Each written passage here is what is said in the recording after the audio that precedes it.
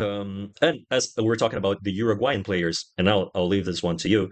And it's actually funny because when we were discussing the players for this next part, there's a lot of old guys here, and maybe there's some hard feelings toward the recent Uruguayan stuff that happened in this World Cup. But Martin, tell me a bit about the Uruguayan Warrior, because when we were discussing the script for this episode, I think it was like a consensus that Uruguay football is shaped by strength, physicality, and the toughness, the fights that happen inside the pitch.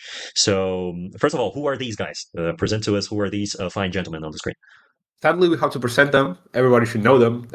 In the left, we have Obdulio Varela. Then we have Paulo Monteiro, who's now, by the way, random fact, he's the U19 Juventus coach. Oh, really? For some reason.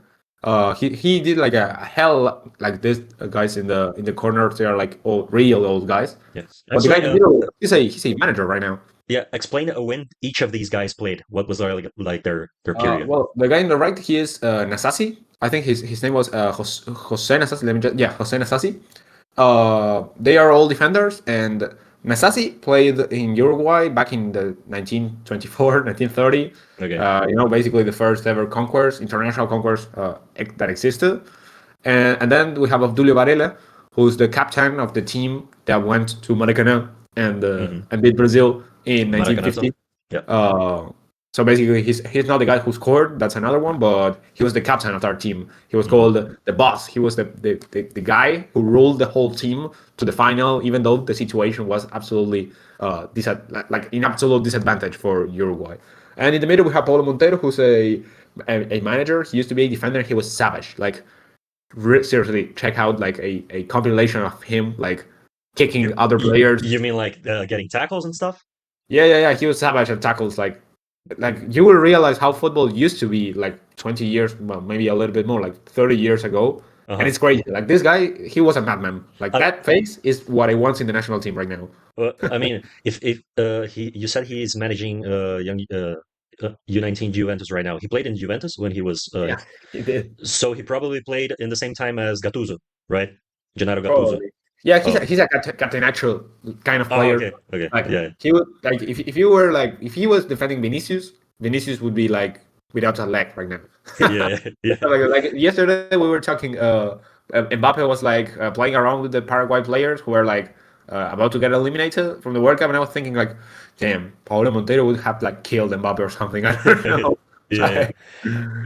But you were mentioning that these are all defenders. What are the technical aspects of these guys, and what are the behavioral, the emotional aspects of these guys on the pitch? I mean, obviously, you haven't seen the guys from the best century playing live. But how do you see them? Like, what's the thing that unites these guys? Well, recently there was a summit at the Uruguayan Federation, which had Bielsa having a bunch of talks. And in one of them, he was saying that over time, he realized that his football was about proposing, was about attacking, being the important club in the game. But then over time, he realized that Uruguay's style of play, that Uruguay's identity is about responding. It's about being the team that's getting attacked. And coming from that situation, wanting to get, to attack and to win the game, but back to back. Every time it's a back to back thing, So the guys, they're defenders. They are like strong defenders, huge captains, like people who are able to convince you about doing something crazy, Yeah. But what I think the most about these guys is the fact that they really represent the Uruguayan society, the Uruguayan way of being, life in Uruguay, basically. Like in which way? In culture, in music, in movies, in everything that's related somehow to Uruguay, you will see how everything is done basically as it was able to be done, like fighting for it. Like we're never the favorites. We're always like, everybody's always thinking that we are like not good enough, and sometimes we surprise everyone, There's actually a bunch of songs that talk about that. Like we are never exactly, they say precisely this, like we're never the favorites. We're always coming from the back. And sometimes we surprise, but sometimes we don't. Like in the past, like right now, like because we're lacking a fighter. We're lacking a player who's able to see these sort of situations in which we're in a mess and still be able to keep playing and keep fighting until the end. In 1950 against Brazil, that's exactly what happened. we weren't about to get to become champions until suddenly there was just one random ball bounced correctly for Gigia. We scored that random goal who gave us the world championship. Yeah, So I think that's in the essence of these Uruguayan players. They are savage. They are very, very, very intense players, and basically they know they don't have like the technical capacity, the greatest.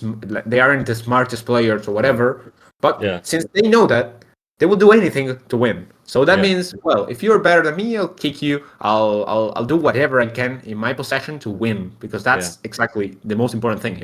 If you go to a kids game in Uruguay, uh, that was something I think we have talked about this in the past. But if you go to a games kids in Uruguay, you'll see the intensity of the game. Like mhm, the kids are just playing around there, like trying to do their best. They're yeah, kids, but their parents, they're like crazy. They are shouting them. They're like, "Come on, yeah, Paquito, come on, like score, yeah, yes, goal or whatever." yeah, They go mad. Like it's seriously terrifying to some extent. mhm. But that's it because they just want to win, and they will, since they cannot play, they will do everything that's in their power to try and change the situation in favor of them. Yeah. Like it's funny hearing you talk because it's like collectively the national team the squad knows it's not the favorite, and maybe in the individual side it knows as well, but then everybody like individually tries to push through, and collectively you try to push through, and then this identity of Uruguayan football gets built. That's like Yeah. how I'm understanding what you're saying. And it's funny because when I was like preparing the script for this episode, I was like getting the help of AI and stuff, and one thing that the AI mentioned was, okay, like maybe the Uruguayan philosophy, maybe suffering is more than a sentiment and more of a philosophy for Uruguayan football. And I remember that the word suffering is something that you said a couple of weeks back when we were discussing identities and stuff like that. So this seems to be like a really present feeling in all the aspects of the life over there, huh? Yeah. I think that suffering is pretty much a constant thing. Like this idea of success only comes after suffering, and Yeah, the idea of suffering the most is where the best wins occur. yeah, I remember just a random game, 2018 Uruguay against Portugal, and I remember like suffering for the whole game because we were obviously worse than Portugal. Like yeah. you compared one player against each other, but for some reason, we basically suffered for the whole game, and it went out being a good thing for us. It unites Mm. you, and there's the thing where there's a point in which you basically stop. Once you suffer too much, you begin to enjoy the suffering. You Yeah, begin to become more brave, and you want to try again and try yeah, again. There's a myth that's really interesting, which is the Sisyphus yeah, myth, which yeah. is all about that. Like you are basically condemned to try and bring that rock to the top of the mountain, and once you're about to get there, you will Mhm. fall, and you will have to get back and try again. Yeah. Forever. Yeah, yeah. I mean, it's a sadistic suffering when you start to enjoy it, but it helps to like personal growth, and I can see that.